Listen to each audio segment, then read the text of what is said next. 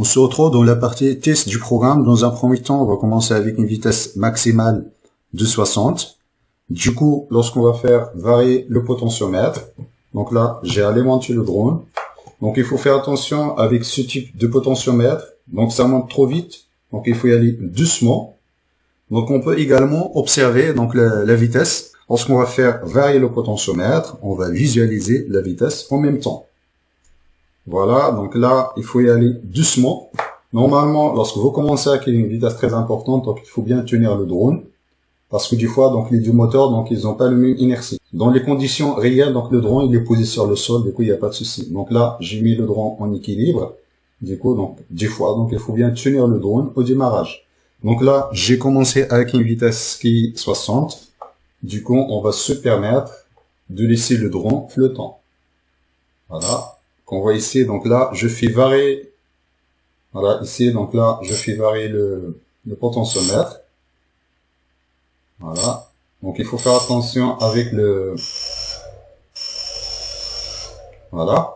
Donc là, l'avantage d'utilisation de la valeur absolue, c'est-à-dire lorsque je vais dans le sens plus, parce qu'ici, il y a deux sens, lorsque je vais dans le sens plus ici, donc là, j'ai le démarrage du drone.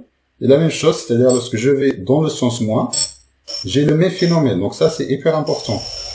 Donc là, on a les deux moteurs, donc ils fonctionnent en boucle ouverte. On envoie une vitesse, donc on varie la vitesse avec le potentiomètre. Ensuite, cette vitesse-là sera directement appliquée au moteur. Il dépend que de la valeur du potentiomètre. Et l'avantage d'utilisation du joystick, c'est-à-dire, donc on peut agir sur la vitesse. Donc là, il faut faire attention, il faut attendre l'équilibre du drone. Voilà.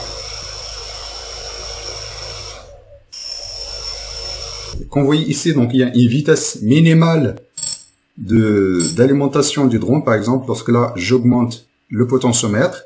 Donc là, il n'y a pas de démarrage, là je suis à 24. Voilà, donc là je suis à 30. Donc là, il n'y a pas le démarrage du drone, donc il faut un rapport cyclique minimal qui permet le démarrage du moteur. Donc là, je suis à 42, c'est autour de 55, je pense. Voilà. C'est à partir de 55. C'est-à-dire, il faut un rapport cyclique minimal, donc il faut une valeur minimale qui va vous permettre le décollage du drone. C'est-à-dire, je pense, c'est à partir de... Donc là, il faut faire attention, donc il faut pas mettre les doigts ici. Donc là, vous ajoutez du bruit. Donc là, on va monter doucement. Donc on va voir la valeur minimale qui permet le démarrage du moteur. Voilà. C'est autour de 55. Voilà. Donc il faut une valeur minimale de 50... Il faut un rapport cyclique minimal de 55 pour le démarrage du moteur. Voilà. On va passer maintenant à une vitesse de 70. Donc il faut faire attention à l'utilisation du joystick. Donc parce que donc ça peut créer du sursaut du drone. Donc il faut faire attention, donc il faut bien tenir le drone au moment de manipulation, surtout si votre drone il est en équilibre. Voilà, donc là je compile mon programme.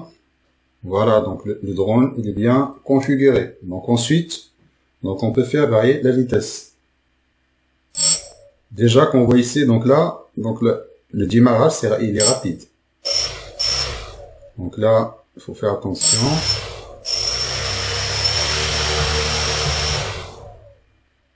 Voilà. Donc là, il faut bien faire attention. Donc là, c'est l'avantage d'utilisation d'un joystick, c'est-à-dire je peux contrôler la vitesse. Donc il n'y a pas le risque d'emballement du drone. Voilà. Normalement, il faut bien que je tienne un petit peu le drone.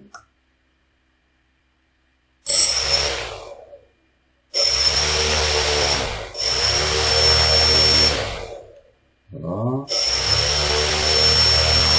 Là, je suis à la vitesse maximale, là. Je suis à 70.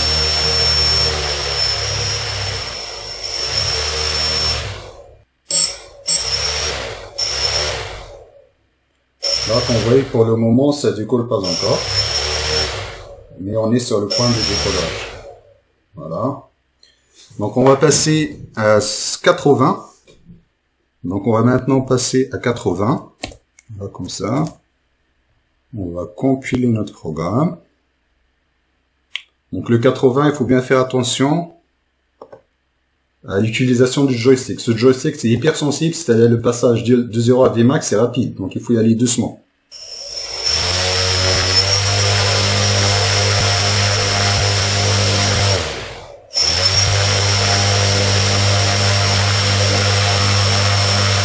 là, on est sur le point de décollage. Donc là, c'est...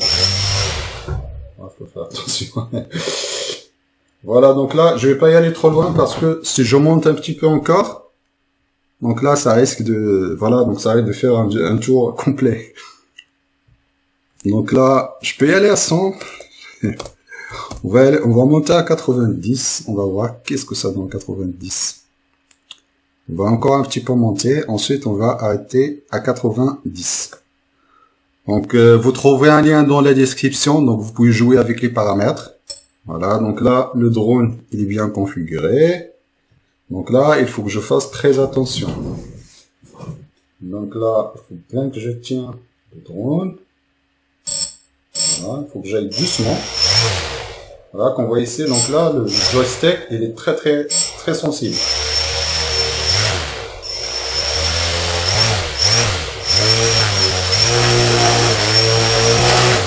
Voilà, donc là, ça décolle. Donc là, ça commence à décoller.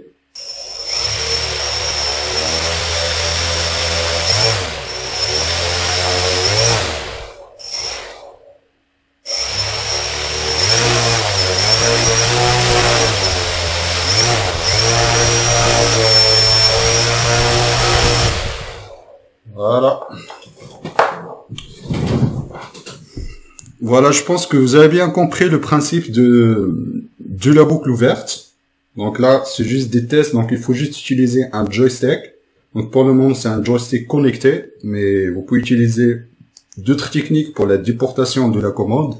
On verra dans les prochaines vidéos, donc on va utiliser la commande en boucle fermée. Donc là, concernant la commande de boucle fermée, donc il faut qu'on fasse une introduction sur la discrétisation de la commande.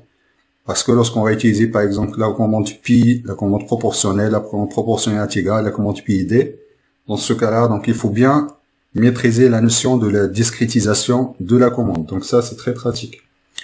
Du coup, je pense dans les vidéos prochaines, donc on va commencer une série de l'asservissement discret.